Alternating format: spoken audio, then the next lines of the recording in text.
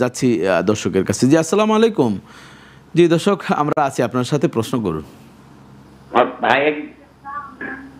ভাই একজন অনেক টাকা পয়সা, বুঝছেন, ও আমার মাকে মানে দুবেলা বা তিন বেলা খাবার টাকার জন্য চিকিৎসা করে না। আর আমরা যে কটা ভাই আছি 5-1,000 দিয়ে চিকিৎসা করেন, ও টাকা মানে বছরে জায়গাতে টাকা আছে সেটাও দেয় না কারোরই। আচ্ছা, এটা কি ঠিক হবে যায় নাকি? টাকার জন্য যেমন মার চিকিৎসা করেন, টাকা রেখে কি করবে? মরণের পরে টাকাটা কি করবো? আচ্ছা, বুঝতে পেরেছি। অত্যন্ত আসলে দুঃখজনক বিষয়। আপনার ভাইয়ের জন্য আমরা দোয়াও করছি এবং আরও কিছু আনুষঙ্গিক কথা বলছি। জি মোহতারাম। আল্লাহ তাআলার একটি ফরজ ইবাদত লঙ্ঘন করছে ওই ভাই, যদি মায়ের শুশ্রূষা, কবিরা গুনাহ করছে, আল্লাহ কবিরা গুনাহ। ওয়াকাদা রাব্বুকা আল্লা তা'বুদু ইল্লা ইয়াহ ওয়া বিল ওয়ালিদাইনি ইহসানা ইম্মা ইয়াবলুগান, এই মায়ের এই কথা, ইম্মা ইয়াবলুগান্না ইনদাকাল কিবারা আহাদুহুমা আও কিলাহুমা আও ফি ওয়ালা তানহারহুমা ওয়ালা তাকুল্লাহুমা উফি ওয়ালা তানহারহুমা ওয়া কুল লাহুমা কাওলান কারীমা। তো এই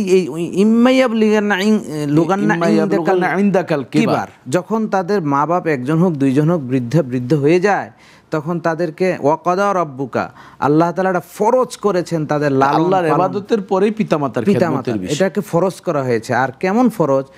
এইখানে যদি আব্বা আম্মার মায়ের মন একটু অসন্তুষ্টি হয়, সঙ্গে সঙ্গে আল্লাহর মনটা অসন্তুষ্ট হয়। রিদার রব্বি রিদাল ওয়ালিদাইন, রিদাল ওয়ালিদাইনে রিদার রব্বি। যদি মায়ের মনে কষ্ট হয়, আল্লাহর মনে কষ্ট হয়।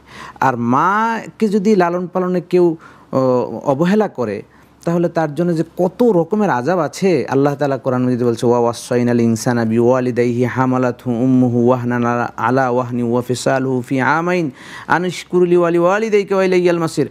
বলছে ফান্ডামেন্টাল রাইটস রহিত করে দিয়েছেন আল্লাহ তাআলা, যে আব্বা আম্মা যদি কারোর সাথে কোনো বাবা মা যদি সন্তানকে একটু বকা দেয়, ধমক দেয়, সম্পদ হানি করে বা সম্পদ থেকে বঞ্চিত করে, বাসায় জায়গা না দেয় অথবা অধিকার থেকে বঞ্চিত করে, সন্তান আব্বা আম্মার সামনে প্রতিকার চাইতে পারে না। কোনো জায়গায় কেস করা, মামলা করা, নালিশ দেওয়া। আল্লাহ তাআলা বুঝিয়ে দিয়েছে যে তোমার মা তোমাকে 10 মাস 10 দিন গর্ভে রেখেছেন, 2 বছর দুধ পান করিয়েছেন, কষ্ট করেছে।